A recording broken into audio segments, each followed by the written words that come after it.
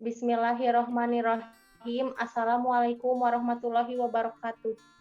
Waalaikumsalam warahmatullahi wabarakatuh. Alhamdulillahirabbil alamin. Wabihi nasta'inu ala umuri dunya waddin. Wassalatu wassalamu ala asrofil anbiya'i wal mursalin wa ala alihi wa sahbihi ajmain, amma ba'du. Puji dan syukur marilah kita panjatkan kepada Allah Subhanahu wa Ta'ala. Sholawat beserta salam marilah kita curah limpahkan kepada junjungan kita, yakni Habibana wa Nabiyana Muhammad Sallallahu Alaihi Wasallam. Tak lupa kepada para sahabatnya, tabi'in dan tabiatnya, dan semoga sampai kepada kita semua. Yang saya hormati Ibu Siti Hairiah, SE MAK selaku dosen mata kuliah Akuntansi Manajemen.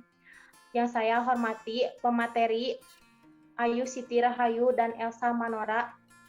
Alhamdulillah dan syukur kehadirat ilahi karena telah memberikan kami kesehatan dan kesempatan masa untuk kami menyiapkan tugas ini. Kami juga sangat bersyukur karena segala usaha untuk melaksanakan tugas ini dapat berjalan dengan lancar, sehingga kami mampu menyelesaikannya dalam tempo masa yang diberikan. Pada kesempatan kali ini, kami dari kelompok 1 akan memaparkan dan menjelaskan materi mengenai peran, sejarah, dan arah akuntansi. Untuk pemateri yang pertama akan dijelaskan oleh Ayu Siti Rahayu. Untuk pemateri yang kedua akan dijelaskan oleh saya sendiri, Amalia Firamadani. Dan untuk pemateri yang ketiga akan dijelaskan oleh Elsa Manora. Baiklah, langsung saja. Untuk materi yang pertama tentang peran akuntansi manajemen akan dijelaskan oleh Ayu Siti Rahayu. Kepadanya saya persilahkan.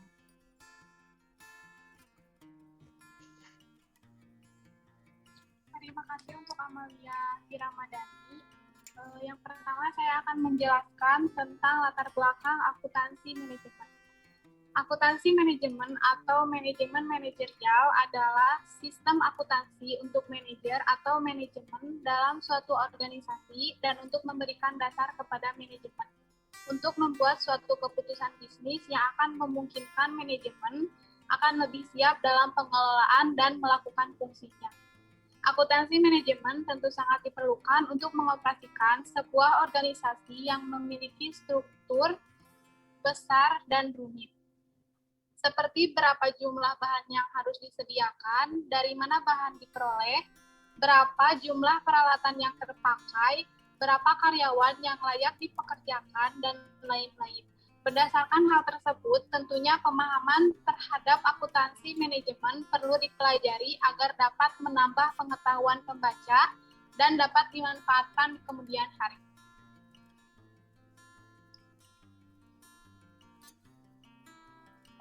Peran akuntansi manajemen.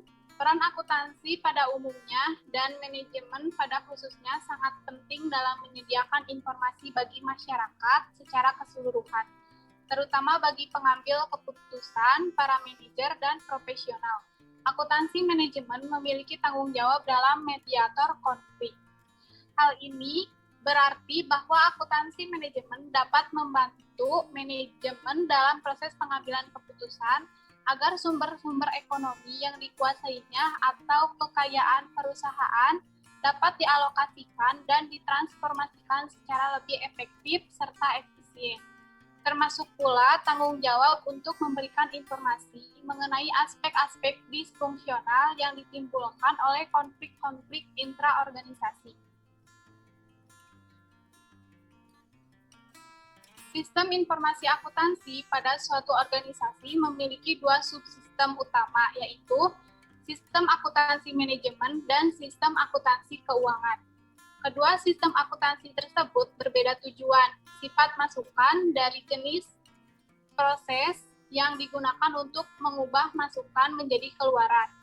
Adapun sistem informasi akuntansi keuangan digunakan bagi pihak eksternal, sedangkan sistem informasi akuntansi manajemen digunakan bagi pihak internal.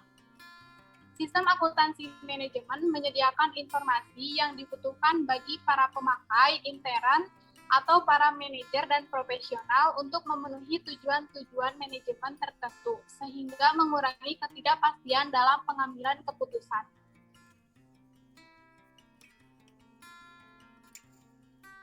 Inti dari sistem informasi akuntansi manajemen adalah proses yang dideskripsikan oleh aktivitas-aktivitas seperti pengumpulan, pengukuran, penyimpanan, analisis, pelaporan, dan pengelolaan informasi.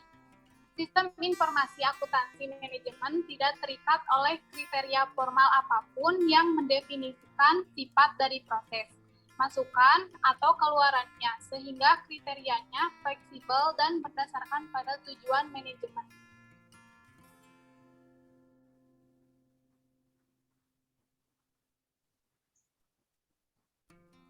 Sistem akuntansi manajemen memiliki 3 tujuan umum menurut Hansen tahun 2019.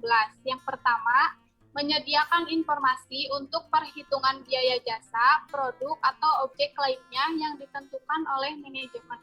Oleh karenanya, implementasi penyediaan informasi untuk perhitungan-perhitungan biaya oleh manajemen digunakan untuk mengevaluasi ketepatan keputusan yang dirancang untuk meningkatkan produktivitas, menurunkan biaya, memperluas pangsa pasar, dan meningkatkan laba. Yang kedua, menyediakan informasi untuk perencanaan, pengendalian, pengevaluasian, dan perbaikan berkelanjutan. Oleh karenanya, informasi dibutuhkan untuk mengidentifikasi berbagai peluang untuk perbaikan dan mengevaluasi kemajuan yang telah dicapai dalam mengimplementasikan berbagai tindakan yang didesain. Menyediakan informasi untuk pengambilan keputusan. Oleh karena itu, pentingnya pengambilan keputusan dengan memilih atau beberapa strategi yang paling masuk akal dalam memberikan jaminan pertumbuhan dan kelangsungan hidup jangka panjang bagi perusahaan. Dalam sebuah sistem informasi akuntansi manajemen, masukan berupa kegiatan ekonomi yang dilakukan oleh perusahaan. Di dalam proses terjadi aktivitas pengumpulan, pengukuran, penyimpanan, analisis, pelaporan, dan pengelolaan data atau informasi. Setelah melalui proses, maka menghasilkan keluaran berupa laporan khusus, biaya produk, biaya pelanggan, anggaran, laporan kinerja, dan komunikasi pribadi. Hasil keluaran tersebut digunakan oleh pihak internal dalam pengambilan keputusan. Penggunaan sistem informasi akuntansi manajemen tidak hanya digunakan pada perusahaan manufaktur, tetapi juga digunakan pada perusahaan perdagangan, jasa, dan nirlaba.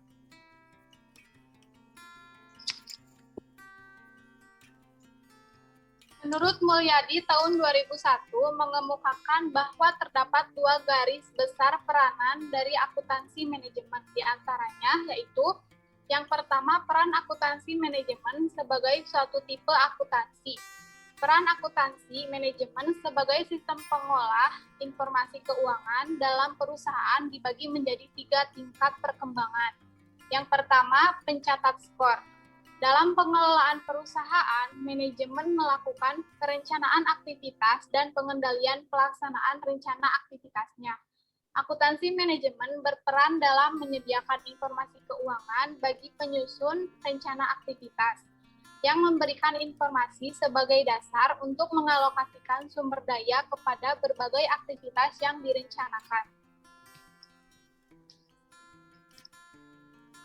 Poin kedua yaitu penarik perhatian manajemen. Sebagai penarik perhatian manajemen, akuntansi menyajikan informasi penyimpangan pelaksanaan rencana yang memerlukan perhatian manajemen, agar manajemen dapat merumuskan tindakan untuk mencegah berlanjutnya penyimpangan yang terjadi.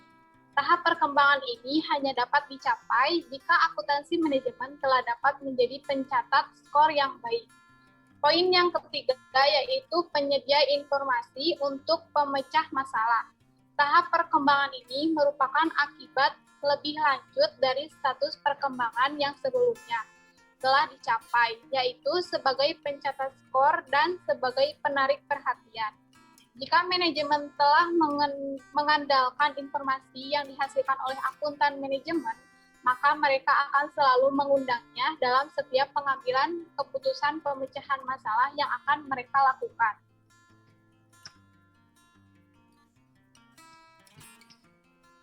Yang kedua, dari peran akuntansi manajemen sebagai suatu tipe informasi. Informasi merupakan suatu fakta, data, pengamatan, persepsi, atau sesuatu yang lain yang menambah pengetahuan. Informasi diperlukan oleh manusia untuk mengurangi ketidakpastian dalam pengambilan keputusan. Pengambilan keputusan selalu menyangkut masa yang akan datang, yang mengandung ketidakpastian dan selalu menyangkut pemilihan suatu alternatif tindakan di antara sekian banyak alternatif yang tersedia. Oleh karena itu, pengambilan keputusan selalu berusaha mengumpulkan informasi untuk mengurangi ketidakpastian yang dihadapinya dalam memilih alternatif tindakan tersebut. Di samping uraian mengenai garis besar pentingnya akuntansi manajemen dalam suatu proses bisnis di atas, peran akuntansi manajemen sebagai pelaksana sistem akuntansi manajemen juga tidak kalah penting serta merupakan peran pendukung dalam suatu organisasi. Mereka membantu orang-orang yang bertanggung jawab dalam pelaksana tujuan dasar organisasi menurut Hansen tahun 2009. Posisi yang bertanggung jawab langsung pada tujuan dasar organisasi disebut sebagai posisi ini. Dan posisi yang sifatnya mendukung dan tidak bertanggung jawab secara langsung terhadap tujuan dasar organisasi disebut sebagai posisi staf.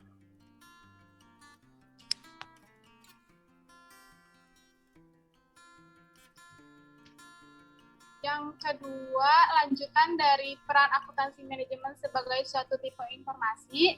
Akuntansi manajemen bertanggung jawab mengidentifikasi, mengumpulkan, mengukur, menganalisis, menyiapkan, menginterpretasikan, dan mengkomunikasikan informasi yang digunakan oleh manajemen untuk mencapai tujuan dasar organisasi.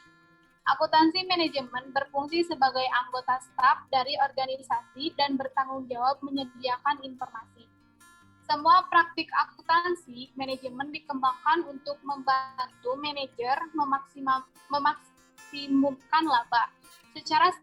Secara tradisional, kinerja ekonomi perusahaan menjadi pertimbangan utama. Oleh karenanya, manajer dan akuntan manajemen seharusnya tidak terlalu berfokus pada laba yang akan mengakibatkan mereka membangun suatu keyakinan bahwa satu-satunya tujuan bisnis adalah memaksimumkan kekayaan bersih. Tujuan memaksimumkan laba harus dibatasi oleh persyaratan bahwa laba dicapai dengan cara-cara yang legal dan etis, sesuai dengan kode etik perusahaan atau standar etika tersebut tertentu.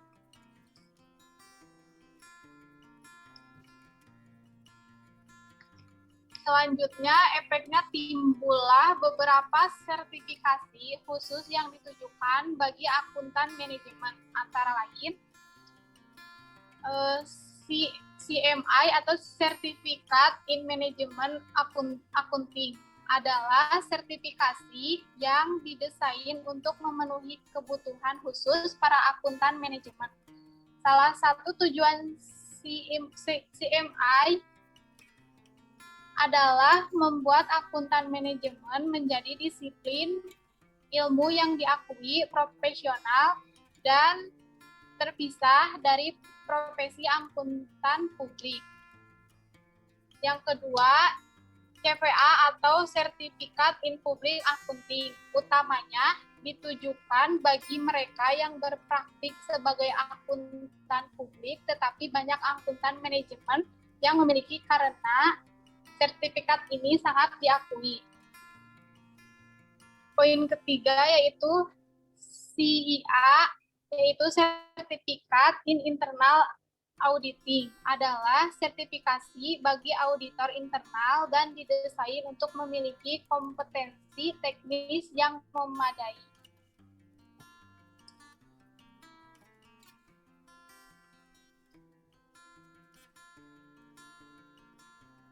Sekian dari penjelasan saya mengenai peran-peran akuntansi manajemen.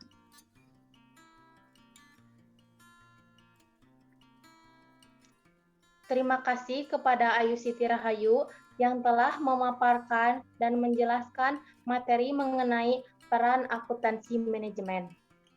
Yang selanjutnya, materi mengenai sejarah akuntansi manajemen akan dijelaskan oleh saya sendiri, Amalia Piramadani. Sejarah akuntansi manajemen. Pada tahun 1880-an, perusahaan manufaktur di Amerika Serikat mulai berkonsentrasi dalam mengembangkan teknologi produksi yang berkapasitas besar. Para manajer dan insinyur pada perusahaan metal telah mengembangkan untuk menghitung relevan produk cost yang disebut scientific management.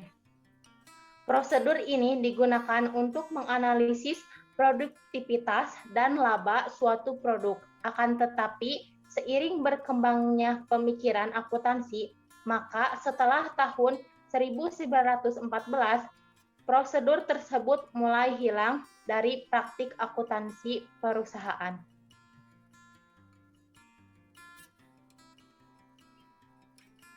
Setelah Perang Dunia I, terdapat peraturan akuntansi keuangan yang mempunyai dampak berkurangnya informasi akuntansi yang bermanfaat untuk mengevaluasi kinerja bawahan dalam perusahaan besar atau loss relevan. Sampai tahun 1920-an, semua manajer percaya pada informasi yang berhubungan dengan proses produksi utama, transaksi, dan event yang menghasilkan jumlah nominal pada laporan keuangan. Setelah tahun 1925, informasi yang digunakan oleh manajer menjadi lebih sederhana, dan banyak perusahaan manufaktur di Amerika telah mengembangkan prosedur akuntansi manajemen seperti yang dikenal sekarang.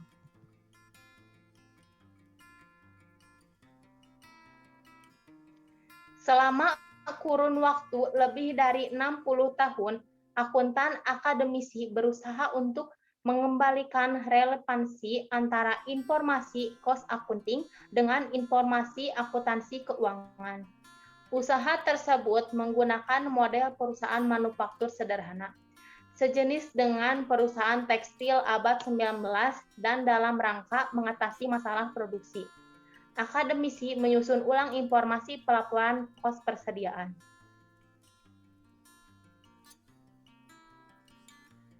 Meskipun demikian, model tersebut terlalu sederhana untuk menjelaskan masalah nyata yang dihadapi oleh manajer. Akan tetapi, hal tersebut dimaksudkan dalam rangka mempermudah bagaimana informasi kos yang berasal dari laporan keuangan dapat dibuat relevan dengan pengambilan keputusan atau cost management.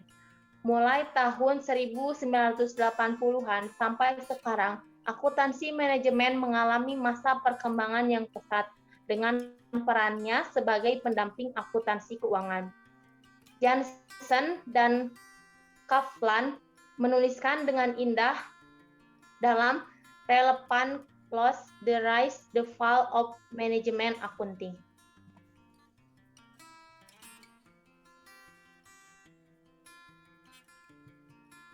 Sejarah singkat, pada tahun 1880 sampai 1925, kebanyakan perhitungan biaya produk dan akuntansi manajemen dikembangkan pada tahun ini. Pada tahun 1925, muncul pendekatan biaya persediaan untuk kepentingan pelaporan eksternal. Pada tahun 1950 sampai 1960, beberapa usaha untuk meningkatkan kegunaan manajerial dari sistem biaya tradisional. Pada tahun 1980 sampai 1990, berbagai usaha dilakukan untuk mengembangkan sistem manajemen akuntansi baru untuk dapat memenuhi kebutuhan ekonomi.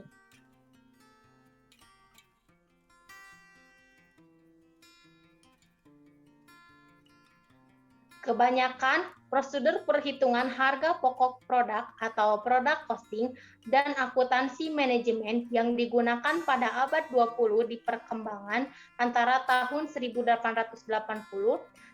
dan 1924, di mana perkembangan sebelumnya sampai tahun 1914 menekankan pada perhitungan harga pokok produk pada tingkat manajerial, yaitu penelusuran tingkat laba perusahaan setiap produk dan menggunakan informasi ini untuk pengambilan keputusan strategis.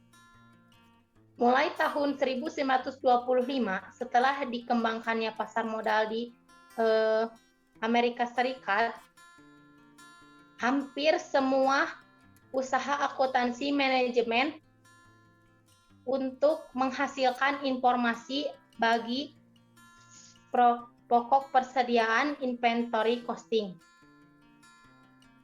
yang merupakan pembebanan biaya produksi kepada produk sedemikian rupa sehingga harga pokok persediaan dapat dilaporkan kepada pemakai eksternal dalam laporan keuangan.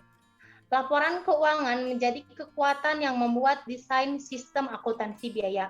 Manajer dan perusahaan bersedia menerima informasi biaya rata-rata secara agregat atas tiap produk, karena mereka merasa tidak membutuhkan informasi biaya masing-masing produk yang lebih terinci dan akurat mengenal tiap produk. Pada tahun-tahun terakhir ini, lingkungan bisnis yang diawali dengan persaingan tingkat dunia yang tajam telah mengubah ekonomi Amerika Serikat dan telah menimbulkan respon dari banyak perusahaan manufaktur di Amerika Serikat yang secara drastis mengubah cara perusahaan-perusahaan tersebut menjalankan bisnis mereka. Dengan perubahan ini, sistem akuntansi manajemen tradisional tidak berlaku lagi. Oleh karena itu, sistem akuntansi manajemen yang baru kemudian muncul. Lingkungan ekonomi telah mensyaratkan perkembangan praktik-praktik akuntansi manajemen yang inovatif dan relevan. Konsekuensinya, sistem akuntansi manajemen berdasarkan aktivitas atau activity-based management banyak dikembangkan dan diimplementasikan oleh organisasi dengan fokus yang telah diperluas agar memungkinkan melayani kebutuhan pelanggan dan mengelola rantai nilai perusahaan.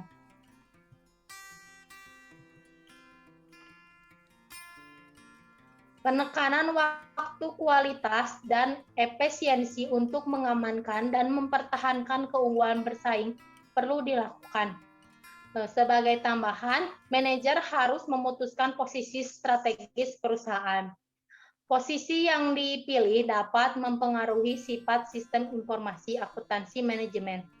Manajemen berdasarkan aktivitas atau activity-based management adalah respon yang inovatif terhadap kebutuhan atas informasi akuntansi manajemen yang telah akurat dan relevan. Manajemen berdasarkan aktivitas menekankan pada perhitungan biaya berdasarkan aktivitas atau activity-based costing (ABC).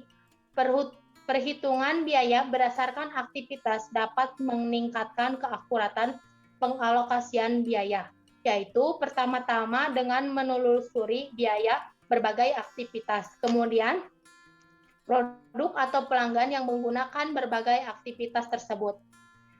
Hansen 2009 halaman 13. Baiklah, itu dia tadi materi mengenai sejarah akuntansi manajemen. Materi mengenai arah akuntansi manajemen akan dijelaskan oleh Elsa Manora. Kepadanya saya persilahkan. Materi selanjutnya tentang arah akuntansi manajemen. Arah akuntansi manajemen harus menyediakan informasi yang memungkinkan manajer untuk berfokus pada nilai bagi pelanggan, manajemen kualitas total, dan persaingan berdasarkan waktu. Hal ini menandakan bahwa informasi tentang aktivitas rantai nilai dan pengorbanan pelanggan, seperti biaya pasca pembelian, harus dikumpulkan dan tersedia. Berikut arah akuntansi manajemen secara umum yang harus dipahami. Pihak manajemen akan mendapatkan informasi keuangan yang akurat sehingga bisa menentukan harga pokok jasa atau produk yang dihasilkan oleh perusahaan dan tujuan lain yang diinginkan oleh manajemen. Yang kedua, pihak manajemen akan lebih mudah untuk melakukan perencanaan, pengendalian, pengevaluasian, dan perbaikan kinerja perusahaan secara berkelanjutan. Yang ketiga, pihak manajemen akan lebih mudah mengambil keputusan segera. Informasi akuntansi manajemen bisa dipakai untuk mengidentifikasi dan menyelesaikan masalah serta mengevaluasi kinerja karyawan dan perusahaan secara keseluruhan. Informasi akuntansi manajemen akan dipergunakan dalam semua tahapan manajemen. Yang keempat, manfaat akuntansi manajemen bagi manajemen akan mempermudah dalam pembuatan anggaran perusahaan. Tanpa anggaran, biasanya perusahaan tidak bisa dikendalikan kegiatan operasionalnya dan tidak tahu seberapa besar kemampuan finansial perusahaan untuk membiayai semua kegiatan operasional. Yang kelima, manfaat desentralisasi manajemen membantu proses pengawasan dan pengendalian bagi pihak manajemen karena kemungkinan terjadinya penyimpangan seperti kegiatan operasional yang tidak sesuai standar, pengeluaran dana bisnis di atas anggaran, kesalahan prosedur kerja, dan lain-lain. Hal-hal negatif tersebut menyebabkan kegiatan usaha menjadi tidak lancar dan bisa berujung kerugian material atau finansial. Yang keenam, acuan operasional yang dilakukan sehari-hari bisa tertolong oleh akuntansi manajemen, sehingga sistem kerja yang efektif dan efisien bisa terwujud. Manajer memiliki kebutuhan informasi yang konstan dari seluruh akuntan sehingga manajer bisa memimpin dan memantau kegiatan operasional perusahaan.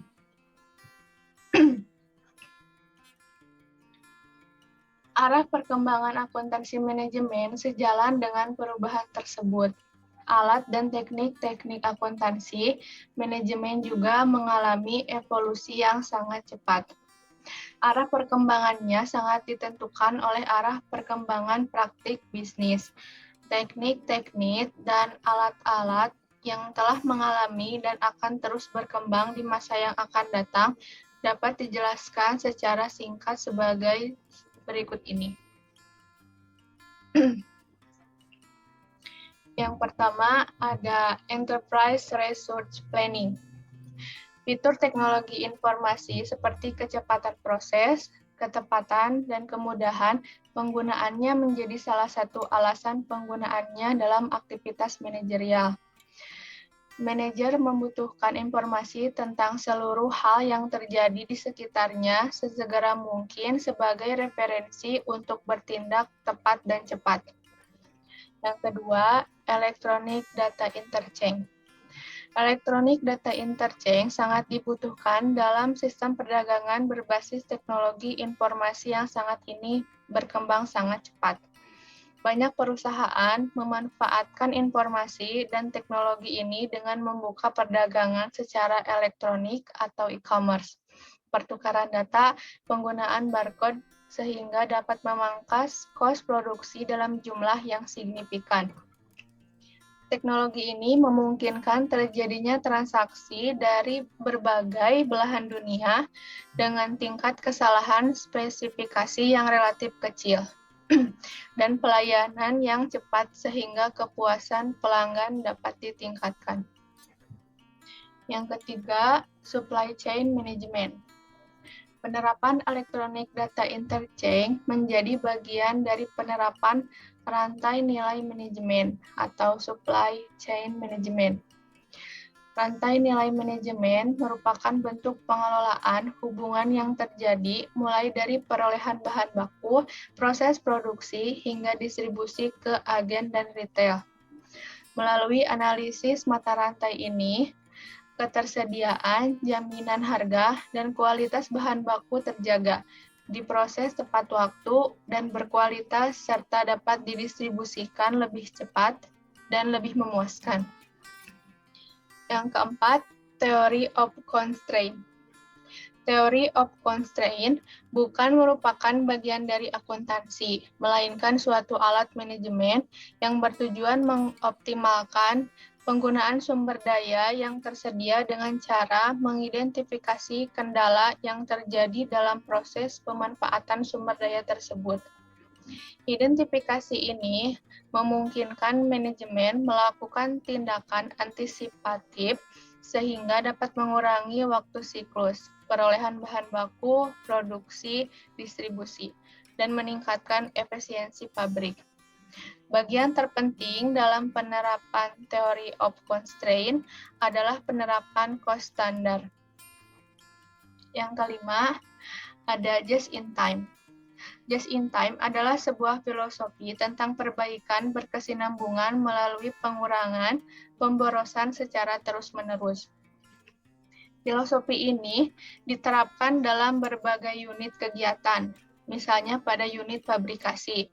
Sebagai contoh, dalam bidang produksi, filosofinya adalah produksi hanya dilakukan sebanyak dan sesuai pesanan. Bahan baku yang dibutuhkan didatangkan saat akan digunakan, sehingga kos bahan baku dapat diturunkan. Bahan baku, suku cadang, fasilitas, dan sumber daya manusia digunakan ketika dibutuhkan. Yang keenam, ada Computer Integrated Manufacturing. Computer Integrated Manufacturing merupakan teknologi produksi berbasis mesin atau robot sejak desain produk hingga produk siap dikirim ke konsumen.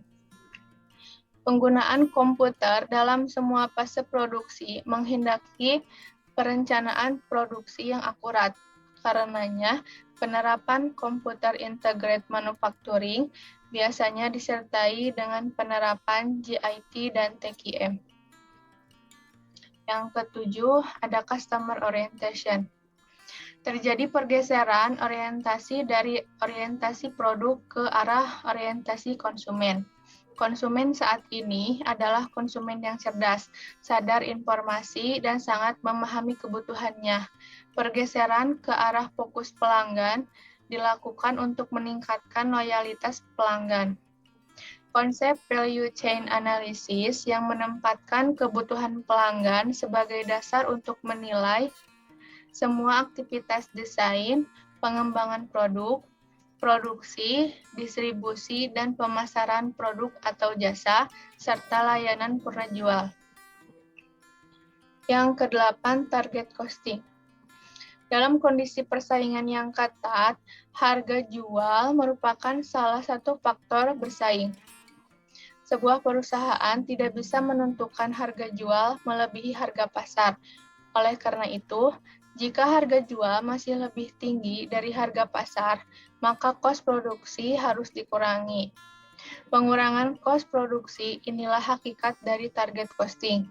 Konsumen menentukan fitur dan harga produk yang diinginkan, sementara produsen berupaya menghasilkan produk dengan kos penjualan yang lebih rendah, sehingga masih diperoleh laba kontribusi.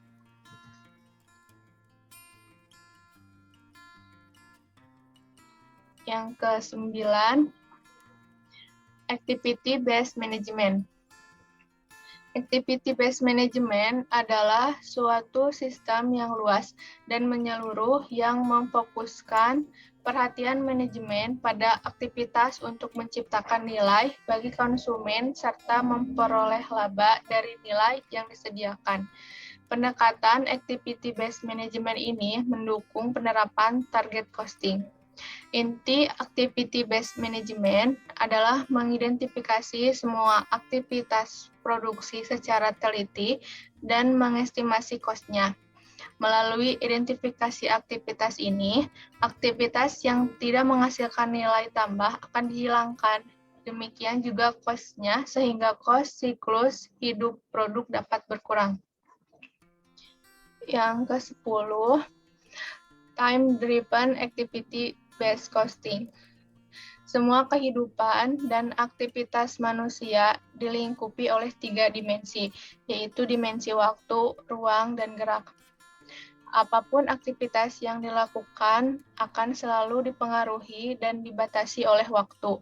Demikian juga dalam aktivitas produksi, pemakaian bahan baku, upah tenaga kerja, pemakaian utilitas, depresiasi, dan sebagainya merupakan kompensasi atas penggunaan waktu, ruang, dan gerak oleh manusia maupun oleh mesin dan peralatan yang digunakan.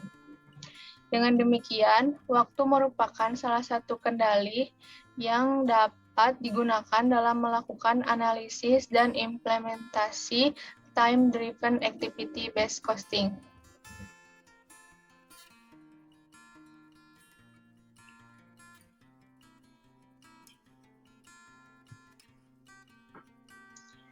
Yang ke-11 ada lean manufacturing, adalah pendekatan yang sistematis untuk mengidentifikasi dan mengeliminasi segala bentuk pemborosan melalui perbaikan berkesinambungan untuk memenuhi keinginan konsumen yang menghendaki kesempurnaan dari produk atau jasa yang diterimanya.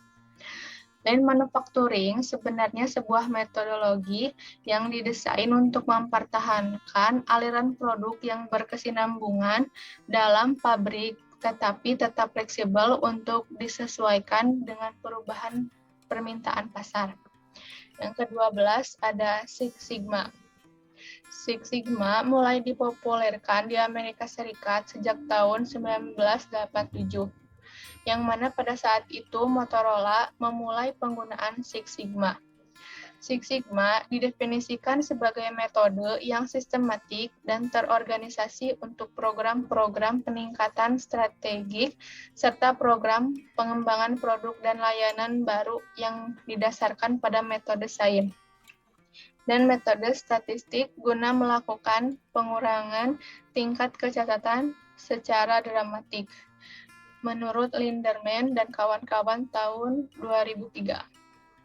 Meminimalkan tingkat kecacatan, mendekati nol, serta pengurangan penyimpanan pada keseluruhan proses dalam organisasi adalah intisari dari metode Six Sigma.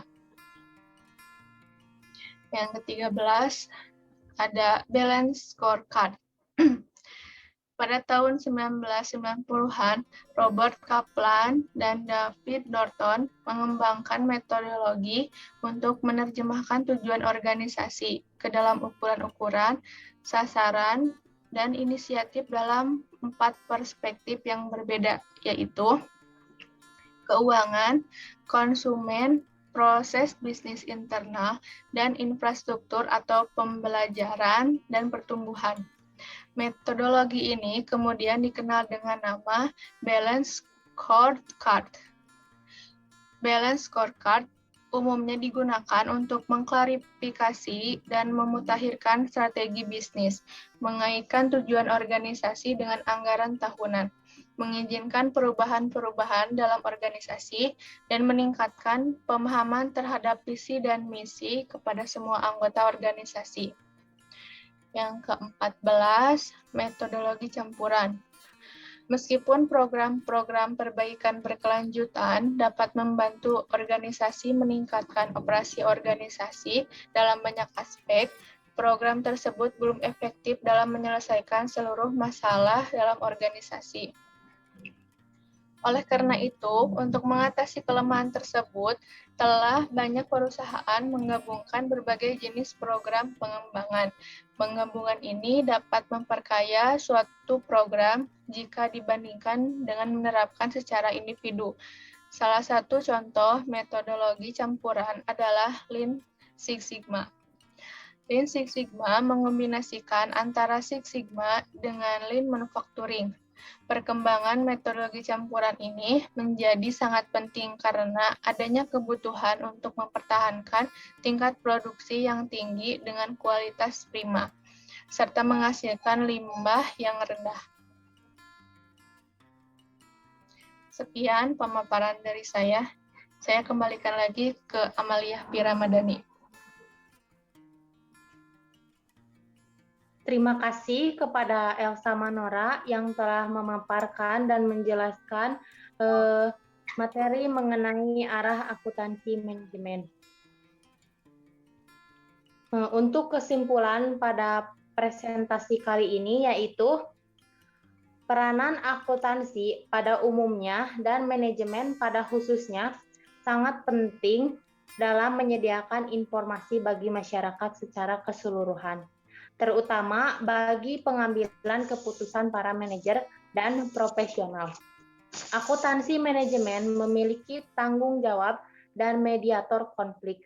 Hal ini berarti bahwa akuntansi manajemen dapat membantu manajemen dalam proses pengambilan keputusan agar sumber-sumber ekonomi yang dikuasainya atau kekayaan perusahaan dapat dialokasikan dan ditransformasikan secara lebih efektif serta efisien, termasuk pula tanggung jawab untuk memberikan informasi mengenai aspek-aspek disfungsional yang ditimbulkan oleh konflik-konflik intraorganisasi.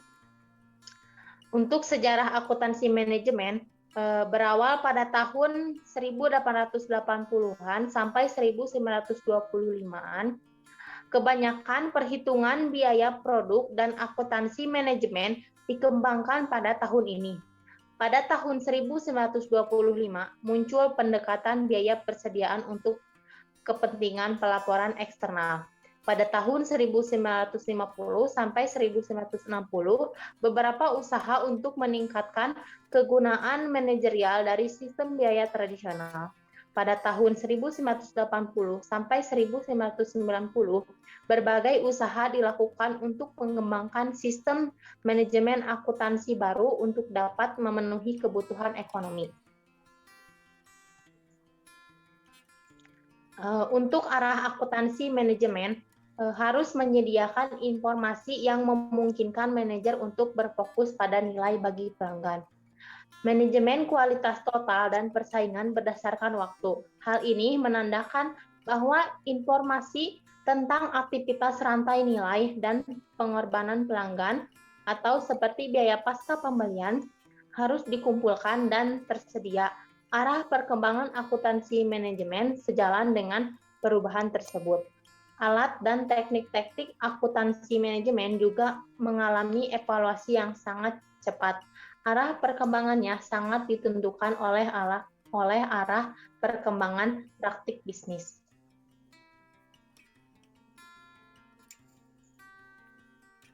Alhamdulillah, materi mengenai peran, sejarah, dan arah akuntansi manajemen telah kelompok kami sampaikan. Mohon maaf apabila ada salah kata. Sekian dari kelompok kami. Semoga materi yang disampaikan dapat bermanfaat untuk kita semua. Terima kasih. Wabillahi taufiq wal hidayah. Wassalamualaikum warahmatullahi wabarakatuh. Waalaikumsalam warahmatullahi wabarakatuh.